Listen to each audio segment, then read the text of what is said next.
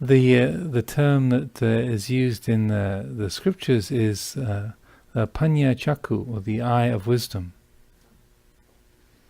The eye of wisdom, or you can. The comparable terms are that of vijja, awareness, and so that it's that awake knowing quality of mind. A way of clarifying that is just to use that question: who is it that's aware?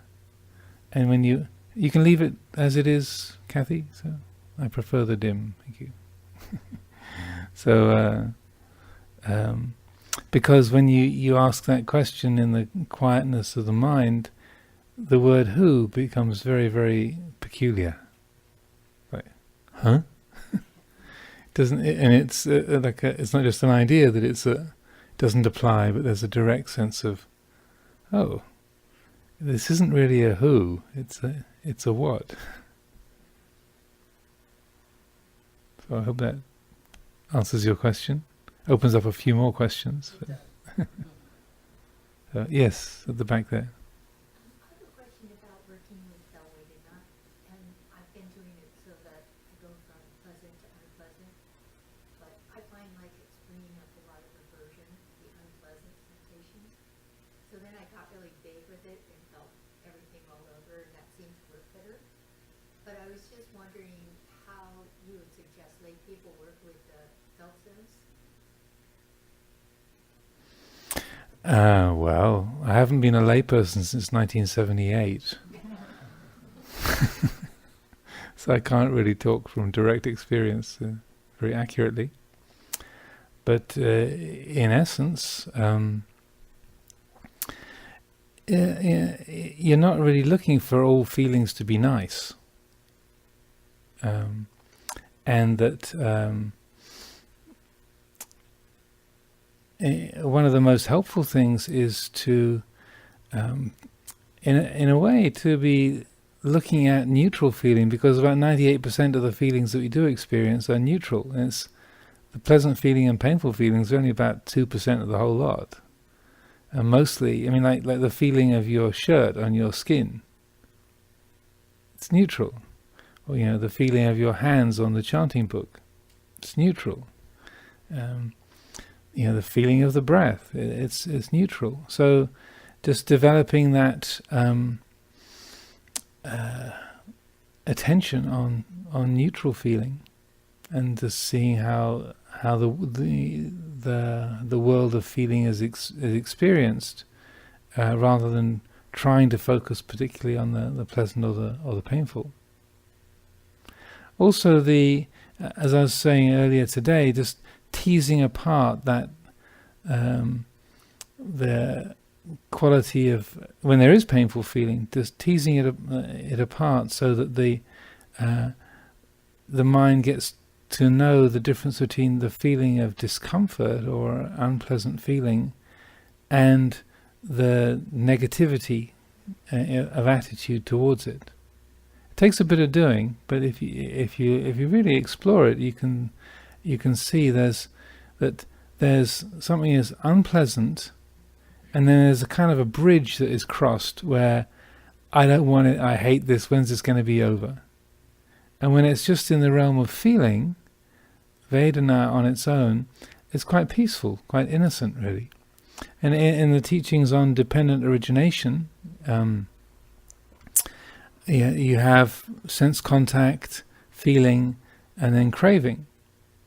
And it's often said, it's often pointed out that the weakest link in the chain of dependent origination is between feeling and craving. And so to be able to discern, I don't like is one thing, I don't want is another. And there is a kind of a bridge that's crossed there, and that the world shrinks from, I don't like this, this is unpleasant, to I don't want this, how can I get rid of it, when's this going to be over? And to notice the difference between dislike and hating. Or at the other end of the spectrum, noticing the difference between liking and wanting. Right? You might see something that you like, or you might hear something that you like and say, "Oh, that's pleasant," and then just noticing how the world shrinks. Like, I want it. And that there's a tension there. There's a stressing in the heart that happens, and just getting to know the difference between I like and I want, or I don't like and I hate, and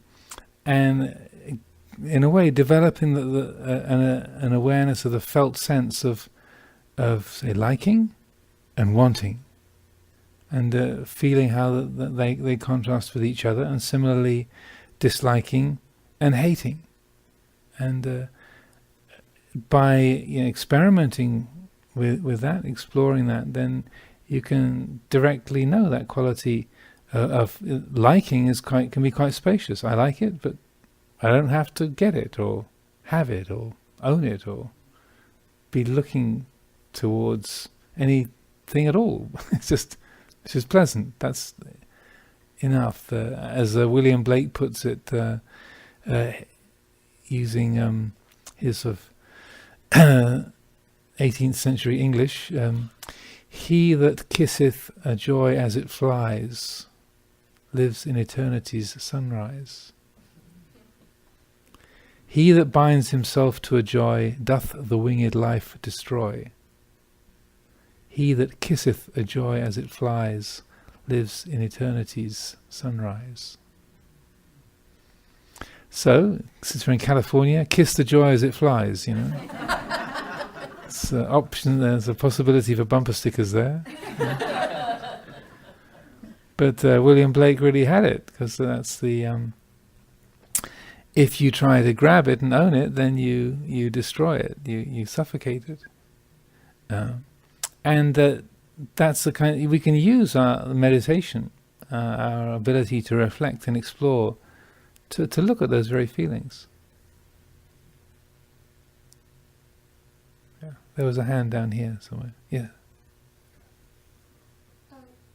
You've been talking about calming the mind and wisdom, and you mentioned not getting into the area of nihilism. I was wondering how to balance the practice. Do you balance it with loving kindness, compassion? Does that help with not getting into the nihilism? Yes, yeah, very much. Well, it's there's the whole area of how we make effort is very useful to look at and to explore, because on the one hand, if we relate to our practice from self-view, then it's like, I want to become kind, I want to become compassionate, I want to get concentrated, I want to develop insight, I want to get rid of my chattering thoughts, I want to get rid of my afflictive emotions, I want to get rid of my doubts and fears and negativity, and that seems like that's what the books are telling us, or in so many Dhamma talks we hear. So isn't that what we're supposed to be doing? Right? But the mistake that we make is that the practice is getting co-opted by self-view, like, I'm this person who's unconcentrated, I've got to become concentrated. I've got these anger problems, or these fear problems, or these lust problems. I've got to get rid of my anger, my fear, and my lust, and then I'll be a beautiful spiritual person.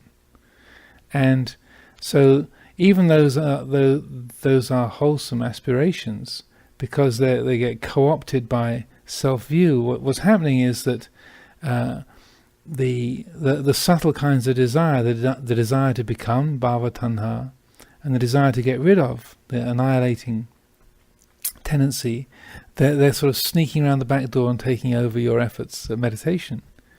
And so even though we can practice with great sincerity, there's this dynamic of, I'm a person with problems, I've got to get rid of, if I get rid of my problems, then I'll be a person without problems, and won't that be fine? but it's still got the person there. And as long as there's the person, it's like the person can't really be freed from the prison because the person is the prison.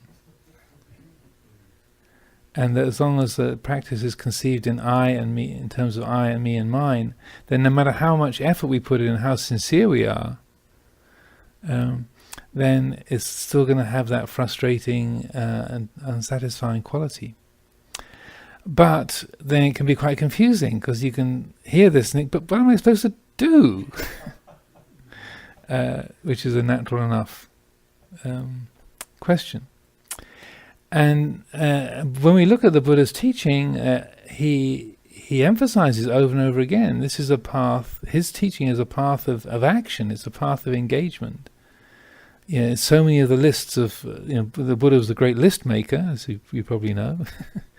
And so many of those lists of spiritual qualities, there's the application of energy, of effort, the 7 factors of enlightenment, the Eightfold Path, the right effort, the 5 spiritual faculties, and 10 paramitas. Energy, effort is always in there.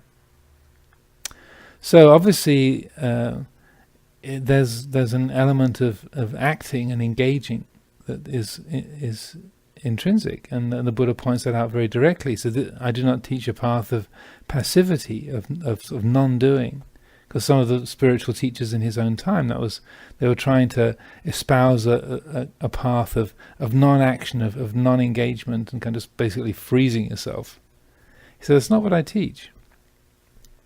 But if you look at like in the Eightfold Path, the element of right effort, Samma Vayamo, that really encapsulates the best way to direct our actions. So that the right effort is divided into 4 aspects. So restraining the unwholesome from arising, that's samvara, or if the unwholesome has arisen, then letting it go. So either having the intention not to give rise to anger, but if anger has arisen, then you let it go. Cultivating the wholesome, like cultivating loving kindness and compassion, concentration, wisdom. And what wholesome qualities have arisen, then maintaining them in being. So with respect to the unwholesome, restraining or letting go; with respect to the wholesome, giving rise to and maintaining. So there's work going on. There's choices being made. There's like, this is unwholesome, okay, let it go. This is wholesome, okay, crank it up, feed it, keep it alive, maintain it. So there's discrimination going on, there's discernment, choices being made. But the difference between that and bhavatana vibhavatana, the desire to become and the desire to get rid of, is there's no self element. There's no sense of self in right effort. What makes it the right element of right effort, the samma, is that it's free from I and me and mine. It's balanced, it's integrated, and so that effort is being made, but it's not being co-opted by the habits of self-view. So that, yes, the wholesome is being recognized and is being maintained. But that's based on mindfulness and wisdom. That's an action based on mindfulness and wisdom, rather than me, I've got to get more loving kindness in the mix. I should be more compassionate. There's the choices are being made, the effort is being enacted and embodied, but without the ego co-opting the whole process. So that's why the samma vayamo, or right effort, is part of the cure, whereas the desire to become, the desire to get rid of, is part of the illness. And the difficulty is they look really like each other. So the example I always give is like the left and the right hand. They look just like each other, but they're also opposites. And so that it's essentially the element of self-view and self-centered thinking, the ego-centered habits, the I-making and mind-making. That's the piece that makes a difference. And so with respect to developing the practice, just noticing and being really alert to when that I, me, and mind wades in and is is sort of intruding, and then so to recognize that, to know that I making and mind making feeling, to recognize that, oh, this is me practicing, my practice, my mind, I should. And in a way, highlighting that I and me and mine, getting to know that feeling of I-ness and me-ness, minus. And to recognize that I feeling is just another mental formation. It's just like the weight of your body on the cushion. Just like the feeling of your glasses on your nose. It's just another feeling. It's just another pattern of consciousness. It's not, there's no thing really there. There's no essential I that is there. It's just a pattern of attitude that arises, passes away.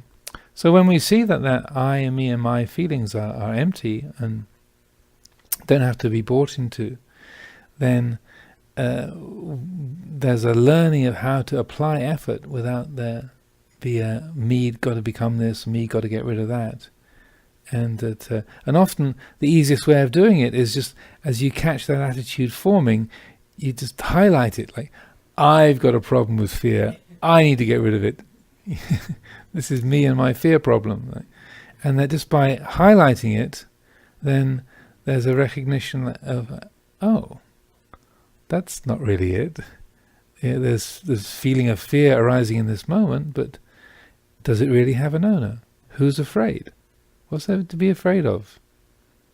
What is it that's aware of this? Is there an owner of it?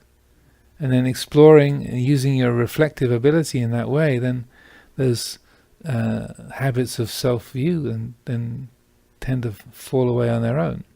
They sneak back in again, but the more that the mind brings the quality of wisdom and mindfulness to bear on it, the more that those self-centered habits of thinking and attitude are recognized, and the more they're seen, and get them front center. they can't stand up in the sort of clear light of day. Yes, yeah. I have one question, but I have a follow-up to her question first. In the Buddhist philosophy, is there a recognition of the soul? When I think about non-self and being the watcher, I'm able to disidentify with the I. But then there's a me who's watching the I. That me is the soul, if you will, and the I is being the ego. And I'm wondering, in the philosophy, is there a concept of, well, maybe I should just ask it more broadly, who is the watcher? Well, there isn't really a concept of soul in Buddhism. Like in a way, that's one of the defining characteristics of the Buddha's teaching. And it's interesting that he never actually says anywhere in the entire canon, there is no self. People often say that, the Buddha said there is no self. Well, show me. He never says that as a categorical statement. But what he says is that when you look for the self, or anything that is self, you can't find anything that say qualifies that, or defines that, or constitutes that. So the teaching on anatta is more accurately represented by saying it's a teaching of not self. So it's in a way it's by like a method of exclusion. Like you're rather than trying to define what you essentially are, you learn to stop identifying with what you're not. And so when he uses that teaching the first time, very, very early on, just when he was giving the instruction to his five companions that he had reunited with after his enlightenment, 5 friends of his who he practiced with before, he uses that those qualities of anicca, dukkha, anatta, of impermanence, unsatisfactoriness, and not self, as a way of helping them to let go of the habits of identification. So he says, is the body changing? Is it permanent or impermanent? It's impermanent. And that which is impermanent and changing, is that something that it can be permanently satisfactory or completely satisfactory. No, it can't be.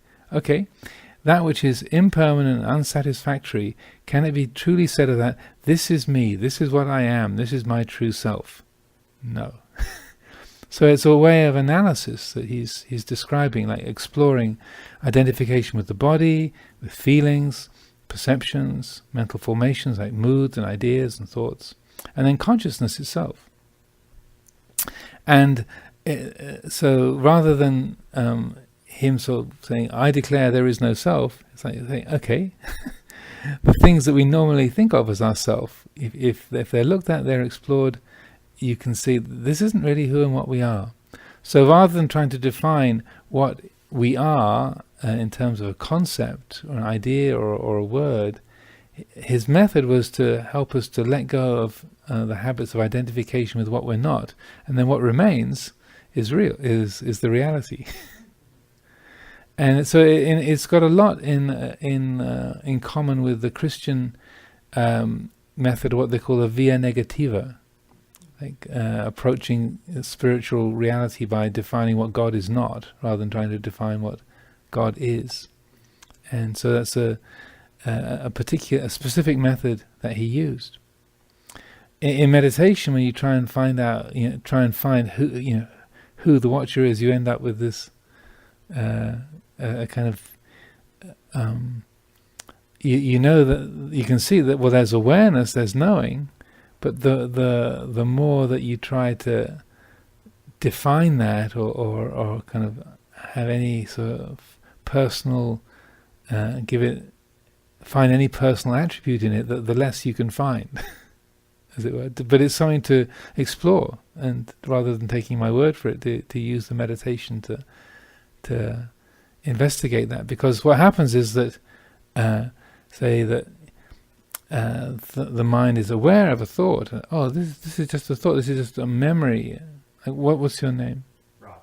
Rod. So this is just Rod remembering. This is just Rod's thoughts. And this is the awareness of the words, this is Rod's thoughts. That's what this is. Oh, I am the awareness. That's what I am. I am pure awareness.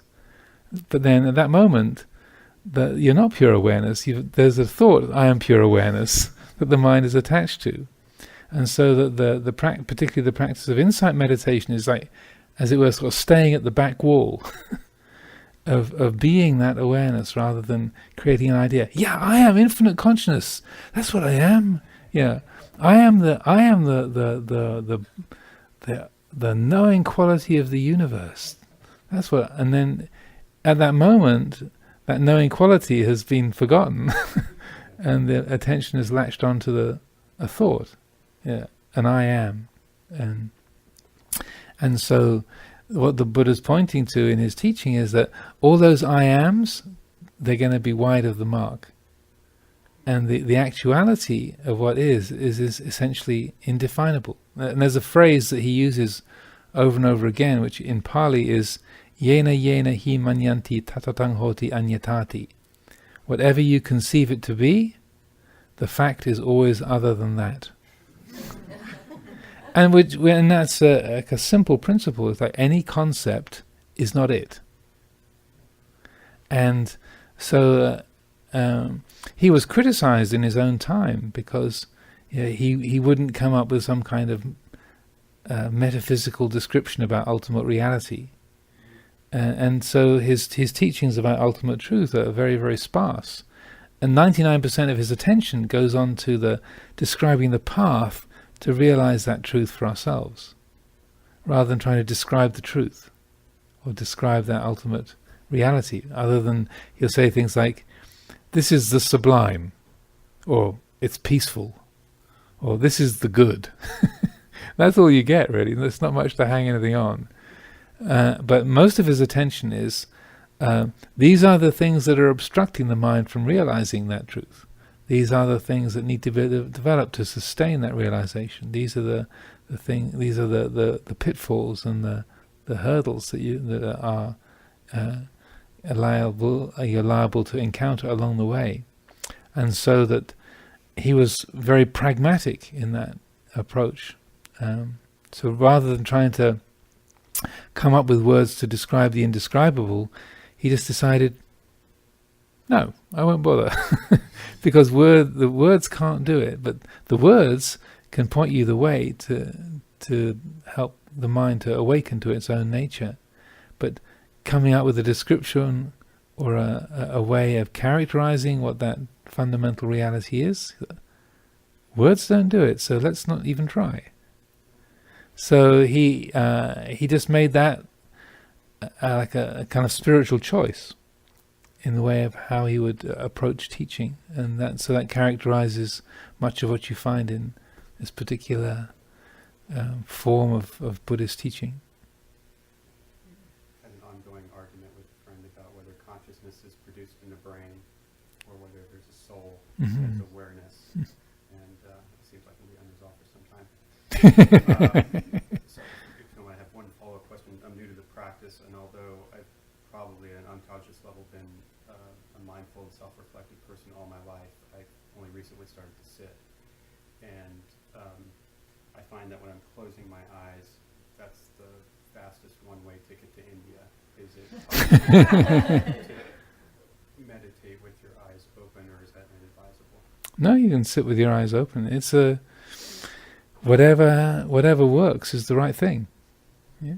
And because the practice is for you, it's not like that we're just subservient. We don't need to be subservient to the method. Right. The method is for you. Yeah? And so it's whatever helps us to wake up and to develop the useful qualities. And it's going to be different for every single one of us. Yeah, so in a way we each have to craft our own path. And seeing what are the things that really benefit, what are the things that don't work. Because I can put out some instructions, and you can say, well, the first couple of things were really good, but that other thing, I don't see that at all. My mind does just not work in that way. Well, fine. you go with what works rather than how things should be. On that note, is the discipline of paying attention to the breath and mastery of that component necessary? Because I find that I'm more capable as kind of the watcher, if you will, than focusing on the breath. I get lost again. Well, whatever. I mean, the focusing on the breath is just Be wide, like you said before. yeah. It's just a way to help the attention to stay grounded in the present. If that doesn't help, then leave it aside, because it's like if you're already in IRC, you don't need the signpost to get to IRC. So if you're here already, then okay, you don't need to get here because you're here already. Okay, I see it's now 8:44, and I've been encouraged to be subservient to the the carefully worked out schedule. Everything in this particular part of the universe is organized on Excel spreadsheets, I am told. So, not wishing to offend and go against the system, we'll bring things to a close for this part, and we can have a period of walking for 15 minutes, and then for those who wish, and then a final sitting up until 9:30. So those who wish to sit can sit on, but if you'd like to go and do some walking meditation for 15 minutes, then please do so.